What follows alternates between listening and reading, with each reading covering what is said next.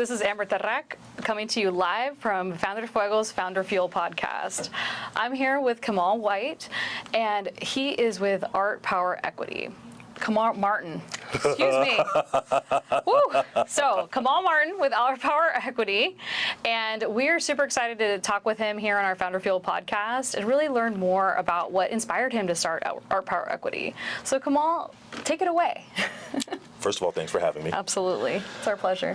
I started Art Power Equity because I wanted to be valuable.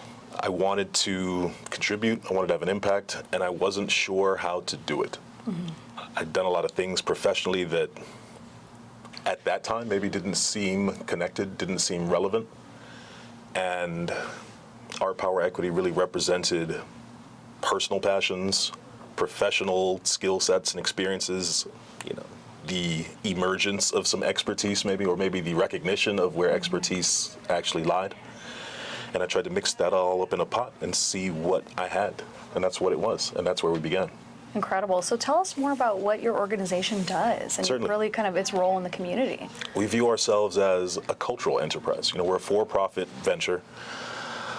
A lot of the work is cultural strategy, consulting with philanthropy, consulting with government, consulting with nonprofits, with the private sector to a certain extent.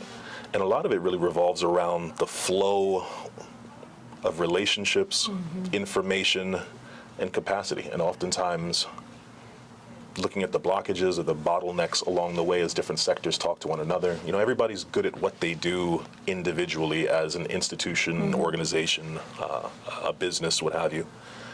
And oftentimes the languages they speak require translation to other sectors. And because I've worked in sales and worked in the nonprofit world, I used to sell cars, I used to be a wildlife firefighter, I've done all types of stuff. This is all before I fell into government, where I spent a lot of years kind of honing my craft and thinking about systems.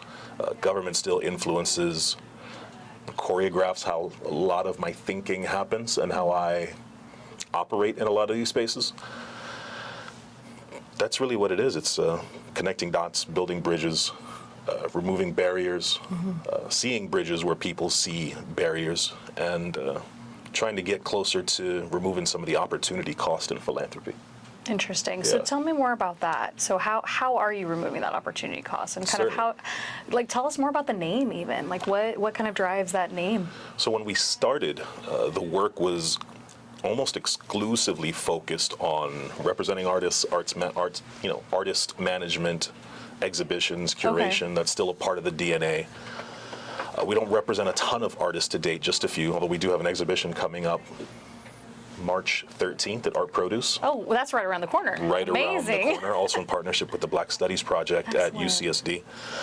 So the creative part was a big element that was the thrust or the main impetus for a lot of the work. I'd studied history and arts administration as an undergrad and got really far away from it, doing other things. And after losing a couple of elections in my neck of the woods in Lemon Grove, it just made me think really critically, what do I want to do? And if I have to work for a long time, what would that look like? And attempting to merge passions and skills, but also things that I could pay a couple of bills with at the same time. You asked me a question that I think I didn't answer yet. What does that look like? I spent a couple of years working for a philanthropic intermediary here in San Diego, a catalyst of San Diego and Imperial counties. And that just really opened my eyes to a whole other side of philanthropy that I didn't have access to prior to that. And the needs that philanthropy has in terms of their desire to learn, the need to plan, but also the need to act and to not get stuck in a learning cycle. So a lot of the work is really supporting the learning of organizations in a community of funders, providing some structure, some direction.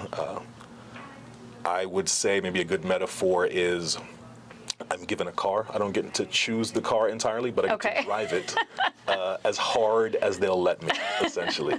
So you come in there to help drive it and then figure out how to optimize it, right? Yeah. And really figure out how to fit, maybe adjust some of those systems and processes that those organizations have in place to really optimize what they're doing. Yeah, and it might not be a system all the time. It might simply be a project, an initiative, something that you as the Amber Family Foundation, it might just be that's a good ring to it. Doesn't it? I kind of like that. You and your significant other family sitting around the kitchen table thinking about what to do with your money.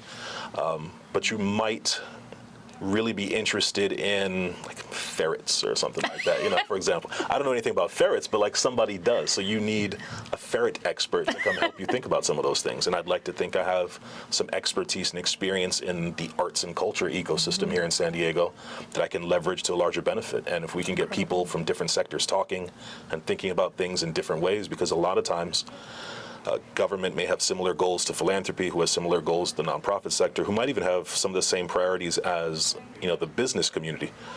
But is everybody talking? And if they're talking, are they using the same lexicon? And where does ownership begin and where does ownership end in a lot of these spaces? And I think that's where we come in. And I think what's amazing too, you have had a long, just track record in the San Diego region in general, right? And so having that art background, the San Diego region is very heavy on the arts. Like it's incredible. Like just the amount of support throughout the entire county. Something you may not know about me, I used to be the economic developer for the city of Escondido in North County, California. I did not know that. In the county. And we actually won a Helen Putnam Award with some of the arts and the community work that we did up there. Yeah, we during COVID, we actually used some of the CARES Act funding to put out the K-rails on Grand Avenue. And then we worked with the arts community to help decorate those K-rails. And so we literally got the arts supplies donated and was able to really leverage arts in the community. And so I appreciate you sharing that more about your background, because I think that's so important when we're talking about what makes a community thrive. The arts piece of it is so important. So I love that about your background. I think that is going to add tremendous value with whatever companies or organizations you're working with. So tell me more, just for our listeners here, how can they support you? What kind of you mentioned an event coming up next week, in fact. Right around the corner. That sounds terrifying. That's right around the corner. But I would love to hear, again, how could they support you? What are things they could tune into, or again, perhaps attend that event you mentioned next week? Certainly. The event is going to be, the title of the show is called Lineage and Inheritance. Okay. 4 San Diego-based Black artists, Gene Cornwell, Andre Rushing, Mensa Bay, and Dominique King. 2, what some people may call emerging artists, who are a little on the younger side, and 2 are much more established and, might be considered elders in the community who've had very long, established creative careers. So it's a dialogue between generations and just thinking about what folks were given and what you want to leave behind deliberately, not necessarily how people perceive you, but what are you intentionally trying to create for that space. So that's March 13th at Art Produce, 5:30 to 7:30, and then on April 13th we're going to have an artist talk also at Art Produce. That's a Sunday afternoon, I believe 2:30 to about 4:30, something like that. Come to the show. Excellent. Come to the opening, come to the artist talk, and maybe another question for all of our listeners, where will you buy your next piece of art? I'd love if you get it from me, but if you don't, that's okay too. Buy it from somebody who's alive here in San Diego. I love that. Yeah. I love that. And so sometimes we don't think about that, or we'll just buy a piece of art online or whatnot. So I love that kind of as our closing note of like, hey, where are you going to get your next piece of art? Yeah. Perhaps it's at one of these amazing events that Kamaal mentioned today. Thank you so much, Kamaal, for your time. Thank you so much for having me. And we appreciate you being a guest on the show. Pleasure. Thank you so much.